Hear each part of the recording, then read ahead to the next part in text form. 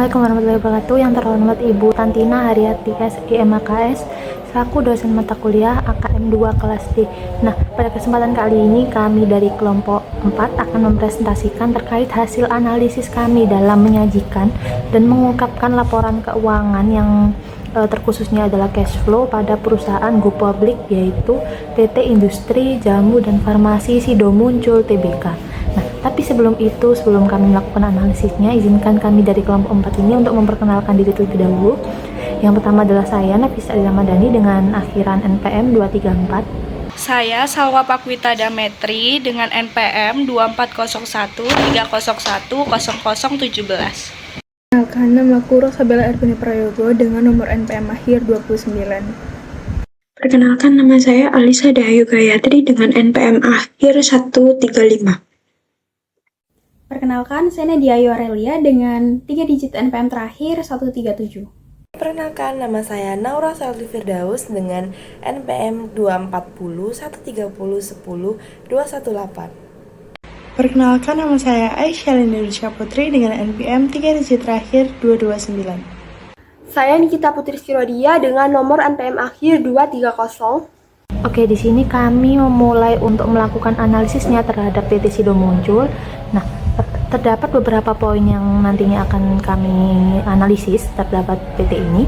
Yang pertama itu adalah kami akan menganalisis penerapan full disclosure secara rincinya. Nah, jadi yang pertama adalah bagaimana kita atau PT ini itu mengungkapkan kebijakan akuntansi signifikan, estimasi penting, resiko keuangan, dan asumsi dalam melakukan manajemen. Nah, yang pertama ada kebijakan akuntansi yang signifikan. Nah, perusahaan ini tuh wajib mengungkapkan kebijakan akuntansi yang menjadi dasar dalam menyusun laporan keuangan. Nah, dalam laporan keuangan Sido Muncul ini, auditor menyatakan bahwa CALK ini memuat informasi kebijakan akuntansi material. Nah, hal ini tuh berarti bahwa kebijakan pengakuan pendapatan, pengukuran persediaan, dan pengakuan aset tetap, penyusutan juga, pengakuan liabilitas, dan konsolidasi entitas anak itu telah kita jelaskan. Kemudian yang kedua itu terdapat pengungkapan ini tuh penting untuk memastikan bahwa penggunaan laporan keuangan ini tuh memahami bagaimana angka-angka dalam laporan tersebut itu nantinya kita hitung sehingga keputusan ekonomi yang diambil tidak akan salah. Kemudian pada poin B terdapat estimasi penting dan asumsi manajemennya. Nah, pada catatan 3 CALK, Sido ini tuh menjelaskan bahwa dengan cukup lengkap tentang estimasi dan asumsi signifikan. Dan berikut adalah contohnya pada estimasi pajak penghasilan, yang mana manajemen itu membuat pertimbangan signifikan dalam menentukan penyisian pajak karena beberapa transaksi memiliki suatu ketidakpastian. Kedua itu terdapat estimasi yang memiliki ketidakpastian material, yang mana laporan ini tuh menyebutkan bahwa ketidakpastian estimasi ini dapat menghasilkan penyesuaian material terhadap aset atau liabilitas di periode berikutnya. Nah, jadi penjelasan itu bisa dibilang penting karena estimasi seperti pajak, impairment aset, ekonomi aset tetap, dan penilaian piutang itu menentukan kewajaran dalam laporan keuangannya. Kemudian terdapat pengungkapan risiko keuangan. Yang pertama, PT ini tuh memberikan pengungkapan yang sangat detail pada bagian yang pertama ada risiko kredit, yang mana dijelaskan bahwa risiko kredit itu terjadi dari piutang usaha. Kemudian terdapat tabel rincinya mengenai kualitas piutang seperti neither past due but not impaired, dan impaired, dan allowance. Jadi selanjutnya ada penjelasan bahwa perusahaan itu melakukan pemantauan risiko kredit dan memberikan allowance. Nah, ini tuh menunjukkan manajemen transparan terhadap kualitas aset dari keuangan perusahaannya. Kemudian terdapat risiko likuiditas, yang mana risiko ini itu mengungkapkan bahwa likuiditas itu adalah risiko kesulitan dalam memenuhi kewajiban keuangan. Kemudian terdapat dijelaskan bagaimana Sido itu memitigasi risiko likuiditas dengan memantau arus kas dan mengelola struktur pendanaan. Kemudian ada informasi mengenai jatuh tempo yang liabilitas sekitar 1-12 bulan. Nah, ini tuh memenuhi kebutuhan pengguna laporan untuk memahami kemampuan perusahaan membayar kewajiban jangka pendeknya. Nah, yang ketiga ada risiko operasional, yang mana Sido Muncul itu menjelaskan bahwa risiko kerugian akibat kegagalan proses internal, sistem, dan adanya kesalahan pada manusia atau human error. Kemudian ada manajemen mitigasi risiko secara terintegrasi, Kemudian terdapat risiko bencana alam dan kebakaran serta strategi mitigasi seperti desain infrastruktur atau bahkan asuransi. Kemudian terdapat poin analisis yang selanjutnya, itu ada pengungkapan informasi material seperti gugatan, komitmen, kontingensi, pihak berelasi, dan risiko dari si usahanya. Yang pertama terdapat gugatan hukum dan kontingensi. Nah, ini tuh terdapat beberapa laporan yang nanti akan dibahas. Nah, laporan tersebut menyediakan bahwa tidak terdapat pengungkapan adanya gugatan hukum atau tuntutan yang signifikan. Kemudian pada annual report itu dinyatakan bahwa tidak ada informasi material terkait konflik kepentingan, investasi besar atau transaksi dari material tertentu. Kemudian pada CLK-nya itu tidak ditemukan pernyataan eksplisit tidak ada gugatan hukum. Kemudian dari sudut pandang full disclosure itu bila memang tidak ada gugatan, bahwa seharusnya perusahaan itu tetap menyatakan secara eksplisit untuk menghindari adanya ambiguitas. Kemudian pengungkapan tidak ada itu jelas diperlukan karena agar memudahkan kita dalam menganalisis laporan keuangan dan tidak adanya asumsi yang memang tidak dibuat-buat. Kemudian terdapat poin komitmen dan perikatan. Nah, dalam dokumen yang dianalisis itu tidak ditemukan bahwa ada poin kontrak kerja, kontrak pembelian bahan baku, perjanjian sewa, atau komitmen investasi jangka panjang tidak ditemukan. Karena Sido itu adalah perusahaan dengan rantai pasok yang tentu saja besar, maka biasanya ada komitmen pembelian bahan baku terdapat supplier, namun dalam laporan keuangan itu tidak diungkapkan secara spesifiknya. Kemudian ada transaksi pihak berelasi. Nah, bagian itu merupakan salah satu pengungkapan terbaik dalam laporan dari PT ini. Nah, karena tentu saja rinciannya lengkap. Yang pertama terdapat daftar dari pihak berelasi. Nah, ada banyak entitas dan individu yang diidentifikasi sebagai pihak berelasi, misalnya PT Muncul Anugrah Sakti, PT Bina Abadi Sentosa, CV Dadi Maju, dan Keluarga Hidayat. Nah, pengungkapan ini mencakup beberapa hal. Yang pertama dari sifat hubungan, jenis transaksi, saldo piutang, utang, kemudian persentase dari total aset dan liabilitas. Kemudian ada transaksi material, yang mana ini tuh mengungkapkan bahwa tidak ada self dealing dan menghindari benturan dari kepentingan. Kemudian terdapat kebijakan arm's length, yang mana ini tuh menyatakan bahwa seluruh transaksi dengan berelasi itu mengikuti prinsip kewajaran dan telah melakukan prosedur pengawasan oleh komite audit. Nah, ini juga sangat penting karena perusahaan Sido itu perusahaan keluarga yang mana memiliki risiko benturan kepentingan yang sangat tinggi. Kemudian terdapat risiko usaha. Nah, dalam annual report, perusahaan itu menguraikan risiko usaha yang dapat mempengaruhi kelangsungan operasionalnya. Misalnya ada risiko bencana alam, risiko gangguan fasilitas produksi, risiko perubahan regulasi, dan risiko suplai bahan baku.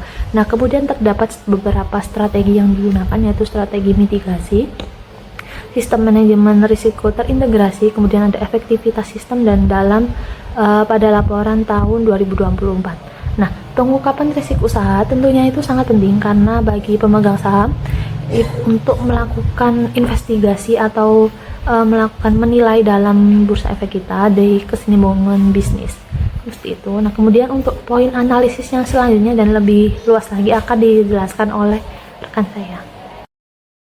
Di sini saya akan menjelaskan mengenai nomor 1, yaitu prinsip pengungkapan penuh atau full disclosure dan masalah penerapannya.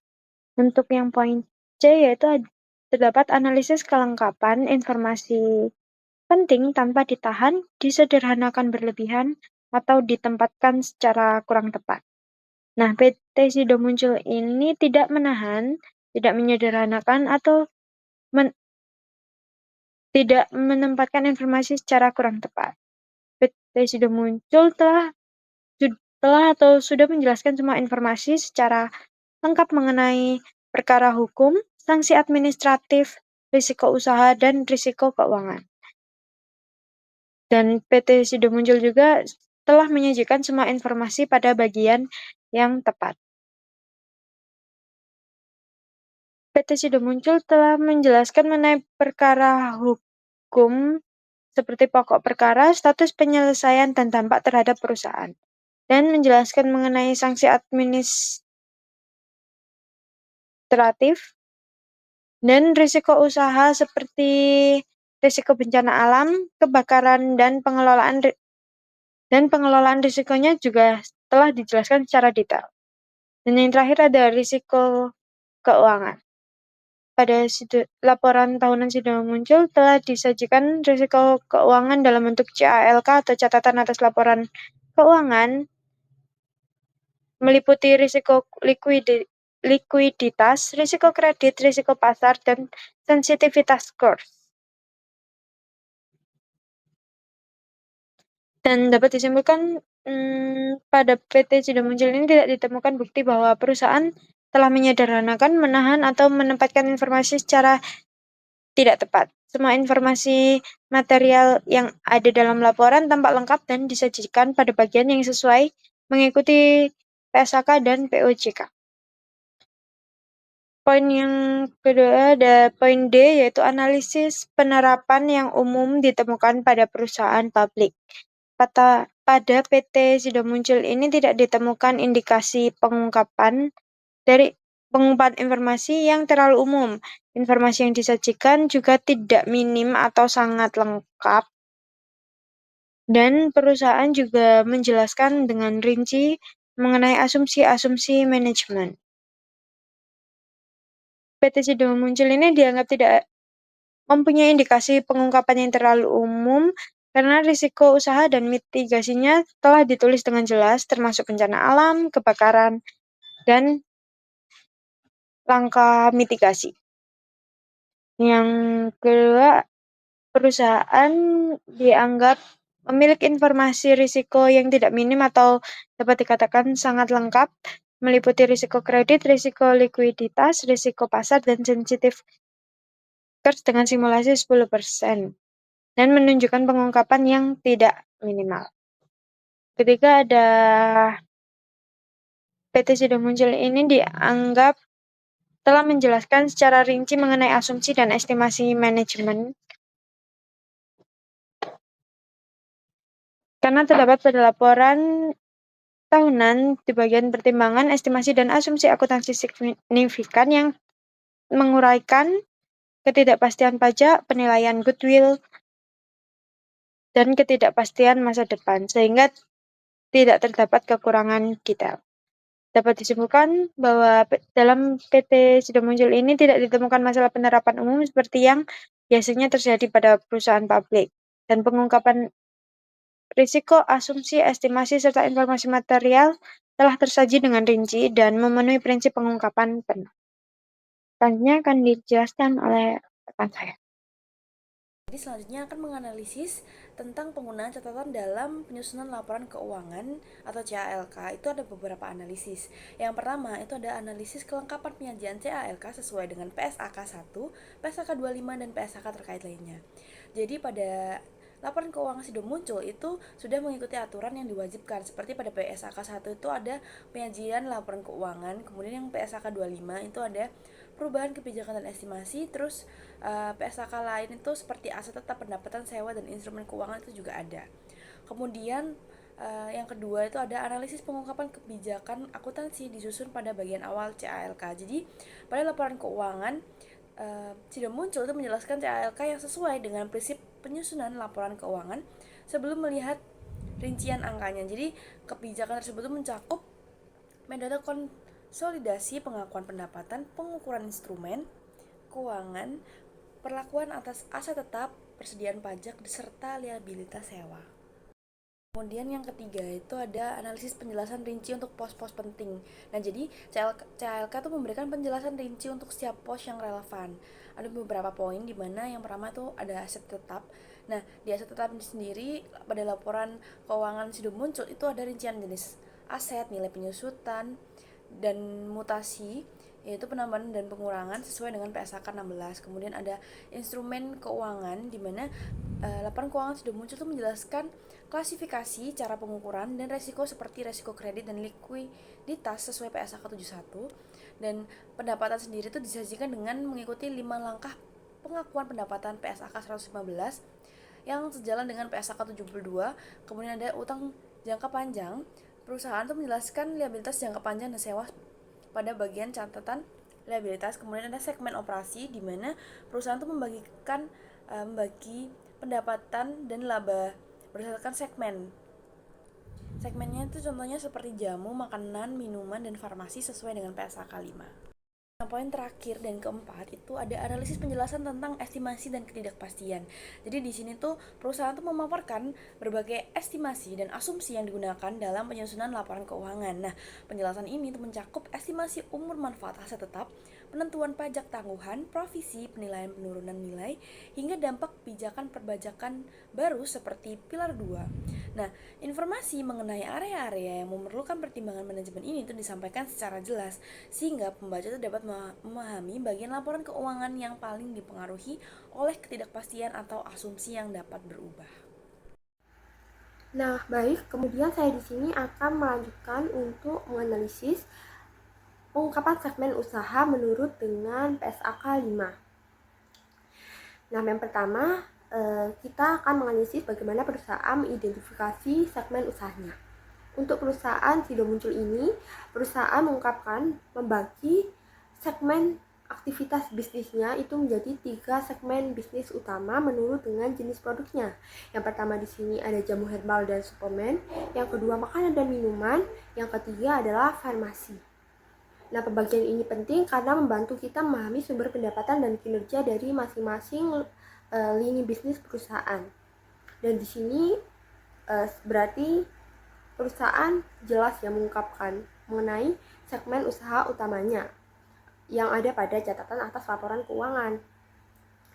Kemudian yang kedua terkait dengan informasi segmen, yakni pendapatan, laba segmen, aset segmen, dan dasar pengukurannya. Nah, di sini perusahaan itu menyajikan informasi lengkap untuk setiap segmen.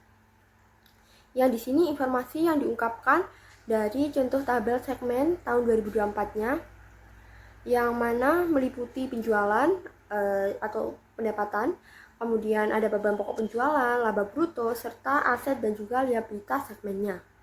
Perusahaan juga menjelaskan bahwa penilaian kinerja segmen itu dilakukan menggunakan laba bruto, dan metode ini itu konsisten dengan laporan keuangan konsolidasi. Di sini perusahaan juga mengungkapkan bahwa biaya pendanaan dan pajak itu tidak dialokasikan ke segmen sehingga hasil evaluasinya lebih objektif. Nah, yang berikutnya adalah menganalisis pengungkapan segmen usaha menurut PSAK 5. Di sini pengungkapan kebagian rekonsiliasi segmen dengan angka konsolidasi.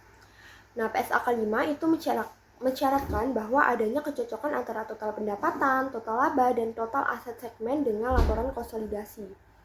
Nah, pada perusahaan ini, rekonsiliasi itu ditampilkan melalui kolom total di tabel segmen pada catatan 35. Meskipun tidak ada tabel rekonsiliasi khusus atau tidak benar-benar dinyatakan secara jelas, namun hasil penjumlahannya sudah sama dengan laporan konsolidasinya.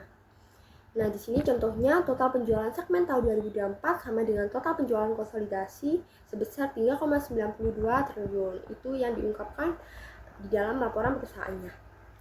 Kemudian, mengenai informasi geografis. Ini yang terakhir dalam pengungkapan segmen usaha PSAK 5. Ini itu mengharuskan perusahaan menyampaikan distribusi pendapatan dan aset bila beroperasi lebih dari satu wilayah. Nah, di dalam kasus ini perusahaan itu mengungkapkan bahwa hampir seluruh aset produktif dan penjualannya itu berada di Indonesia karena kegiatan bisnisnya sendiri itu terpusat di satu negara. Maka pengungkapan singkat seperti ini itu sudah sesuai dengan ketentuan PSAK 5. Pada slide pertama ini saya akan menjelaskan bagaimana Sido Muncul itu menjaga konsistensi laporan interim dengan laporan tahunannya. Di yang A, dari sisi konsistensi kebijakan akuntansi, Sido Muncul ini dinyatakan auditor telah menerapkan kebijakan akuntansi yang konsisten dan sesuai dengan PSAK, baik dalam laporan tahunan maupun laporan interim. Nah, tidak ada perubahan kebijakan atau metode akuntansi sepanjang tahun, sehingga interim itu tetap dapat dibandingkan dengan laporan tahunan. Lalu yang kedua itu terkait penilaian persediaan, aset tetap, dan estimasi pajak. Sido Muncul ini mengikuti PSAK yang sama untuk kedua periode. Misalnya perusahaan itu melakukan estimasi penurunan penilaian persediaan dan aset non-keuangan berdasarkan kondisi aktual pada tanggal pelaporan, termasuk periode interim. Nah, estimasi beban pajak juga dihitung dengan prinsip PSHK yang sama seperti laporan tahunan. Nah, dengan demikian laporan interim Sido Muncul itu tetap andal karena prinsip akuntansinya itu konsisten dan sesuai dengan standar. Yang slide kedua membahas terkait masalah umum pelaporan interim, estimasi agresi, dan window dressing. Nah, untuk slide keduanya kita masuk ke masalah umum yang sering terjadi pada pelaporan interim, yaitu estimasi yang terlalu agresif serta resiko dari window dressing. Nah, dalam konteks teorinya, perusahaan itu kadang membuat estimasi yang terlalu optimis untuk memperbaiki persepsi pasar atau mempercepat pengakuan pendapatan pada akhir aktual. Nah, pada Sido Muncul, auditor ini mencatat bahwa resikonya itu seperti pencepatan pendapatan tetap menjadi area sensitif, namun tidak ditemukan penyimpangan. Jadi Sido Muncul ini mengikuti kebijakan pengakuan pendapatan sesuai dengan PSHK 115 sehingga bisa meminimalkan potensi window dressing. Yang artinya meskipun resikonya ini selalu ada dalam laporan interim, Sido Muncul itu juga memiliki mekanisme pengendalian internal dan kebijakan akuntansi yang baik sehingga laporan interimnya itu tetap mencerminkan kondisi yang wajar. Baik, pada slide yang terakhir ini kita membahas pentingnya pengungkapan perubahan signifikan dalam pelaporan interim. Jadi perusahaan ini wajib mengungkapkan perubahan besar yang terjadi selama semester berjalan, seperti perubahan struktur pendanaan, arus kas yang tidak biasa, atau keputusan korporasi yang penting. Dalam laporan Sido Muncul di tahun 2024, perusahaannya itu mengungkapkan beberapa peristiwa yang berasal dari periode interim. Contohnya perusahaan membagikan dividen interim sebesar 540 miliar yang didasarkan pada hasil kinerja semester sebelumnya. Nah, selain itu, perusahaan itu juga mengungkapkan perubahan signifikan yang aset dan liabilitasnya itu selama periode berjalan. Nah, dengan pengungkapan seperti ini, laporan interim Sido Muncul itu menjadi lebih transparan dan informasinya itu sangat informatif bagi investor. Nah, kemudian di sini ada pengungkapan kunci dari laporan auditor dan isu terkait perakiraan atau proyeksi keuangan. Yang pertama di sini ada jenis opini auditor. Nah, sebelumnya di sini auditor dari Sido Muncul ini sendiri itu dari KAP Purwantono, Sungkoro, dan Surya, yaitu bagian dari EY Network. Nah, auditor menyatakan bahwa tidak menemukan adanya salah saji material, kemudian penyajiannya itu sudah sesuai dengan SHK dengan kualitas pelaporan yang tinggi, serta tidak ada paragraf pengecualian. Nah, hal ini didukung oleh pernyataan auditor yaitu, kami telah mengaudit laporan keuangan konsolidasian PT Industri Jamu dan Farmasi Sido Muncul Terbuka dan entitas anaknya. Menurut opini kami, laporan keuangan konsolidasian terlampir menyajikan secara wajar dalam semua hal yang material. Nah, posisi keuangan konsolidasian grup tanggal 31 Desember 2024 serta kinerja keuangan dan arus kas konsolidasiannya untuk tahun yang berakhir pada tanggal tersebut itu sesuai dengan standar akuntansi keuangan di Indonesia. Nah, auditor juga menegaskan bahwa prosedur audit dan independensi itu dinyatakan dengan kami melaksanakan audit kami berdasarkan standar audit yang ditetapkan oleh IAPI. Nah, auditor ini juga menyatakan bahwa dirinya ini independen, kemudian laporan yang disajikan itu merupakan cukup dan tepat untuk dilakukan penilaian oleh investor, sehingga dilakukan opininya dinyatakan wajar tanpa pengecualian. Kemudian selanjutnya yang B yaitu Key Audit Matters atau hal audit utama. Nah, auditor itu mengungkapkan bahwa ada satu KAM yaitu mengenai pengujian penurunan nilai goodwill tahunan. Nah, nilai goodwill ini dijadikan sebagai KAM karena melibatkan estimasi dan asumsi signifikan terkait kondisi pasar dan ekonomi masa depan atau future assumption. Nah, pernyataan auditor, kami memeriksa bahwa proyeksi arus kas berdasarkan pada proyeksi manajemen yang telah disetujui dan mengevaluasi proses penyusunan proyeksi manajemen tersebut.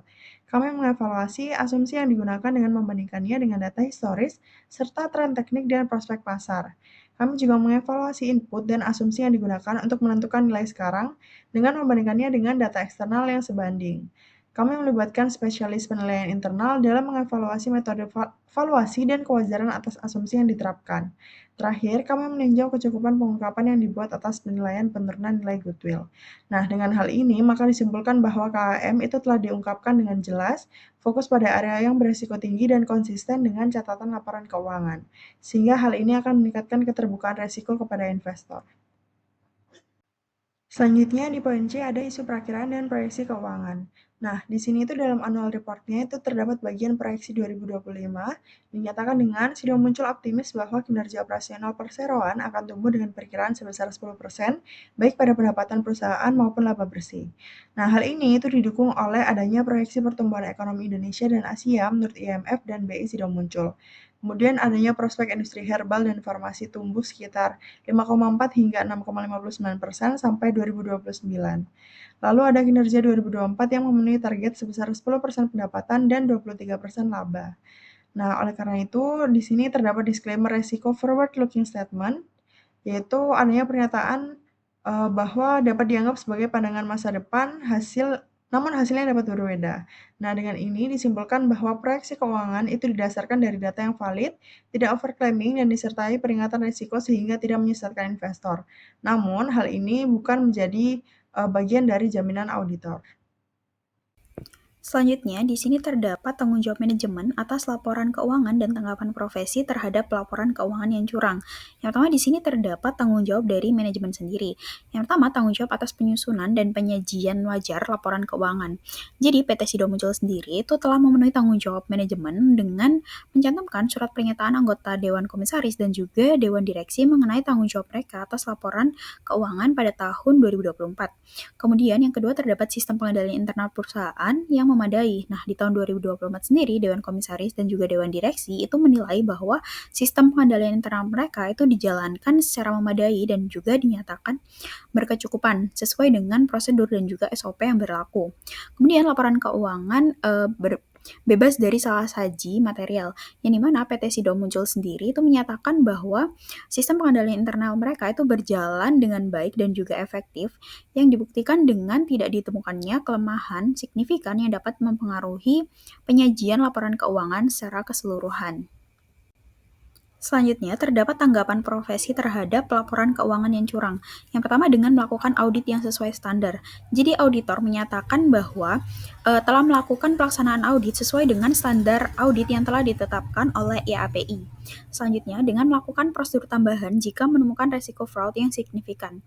Jadi, laporan auditor itu mengungkapkan bahwa auditor itu harus merespon fraud dengan prosedur yang sesuai dan juga menyeluruh. Nah, opini WTP sendiri itu menunjukkan bahwa prosedur yang dilakukan itu dianggap memadai. Kemudian nih, menyampaikan temuan kepada komite audit dan atau Dewan Komisaris. Jadi, hingga Desember 2024, unit audit sendiri itu menyatakan bahwa mereka telah menyampaikan dan juga mendiskusikan laporan audit internal mereka kepada komite audit, direksi, dan juga manajemen senior. Selanjutnya, memberikan opini wajar dengan pengecualian atau penolakan opini jika bukti fraud ini kuat. Nah, PT Sido Muncul sendiri itu telah menerima opini wajar mereka tanpa pengecualian yang menunjukkan bahwa tidak ada bukti fraud dari material yang ditemukan. Kemudian tetap independen, objektif, dan juga tidak terpengaruh kepentingan manajemen. Jadi komite audit perseroan sendiri itu berkomitmen untuk tidak memiliki hubungan afiliasi baik secara kekeluargaan maupun hubungan bisnis dengan anggota Dewan Komisaris, direksi, kemudian pemegang saham utama maupun pemegang saham pengendali. Nah, perusahaan itu juga mencantumkan pernyataan independensi dari komite audit mereka. Selanjutnya kesimpulan, yaitu di mana PT Sido Muncul ini menyajikan seluruh informasi material secara lengkap, termasuk kebijakan akuntansi, estimasi penting, risiko keuangan, dan transaksi pihak berelasi, di mana tidak ditemukan adanya informasi yang ditahan atau disederhanakan sehingga transparansi perusahaan dinilai sangat baik. Untuk catatan atas laporan keuangan disajikan rinci, mulai dari akses tetap, instrumen keuangan, pendapatan, hingga segmen usaha. Estimasi dan ketidakpastian bagian manajemen juga dijelaskan sehingga membantu memahami dasar penyusunan laporan keuangan. Untuk kebijakan akuntansi antara laporan tahunan dan tengah tahun itu konsisten, di mana auditor tidak menemukan indikasi window dressing dan perusahaan mengungkap perubahan signifikan seperti pembagian dividen dan perubahan aset liabilitas selama periode interim. Lalu perusahaan memperoleh opini wajar tanpa pengecualian, di mana terkait penurunan nilai goodwill diungkapkan dengan jelas dan konsisten. Proyeksi keuangan perusahaan realistis dan didukung data yang memadai. Untuk manajemen menyatakan laporan bebas salah saji material dan sistem pengendalian internal berjalan dengan baik. Auditor dan komite audit menindaklanjuti potensi risiko fraud sesuai standar dan menjaga independensinya, di mana secara keseluruhan PT Sido Muncul Tbk ini telah memenuhi seluruh persyaratan penyajian dan pengungkapan laporan keuangan, di mana laporan disusun transparan, akurat, dan sesuai PSAK serta ketentuan OJK, sehingga dapat dipercaya oleh investor dan pemangku kepentingan lainnya.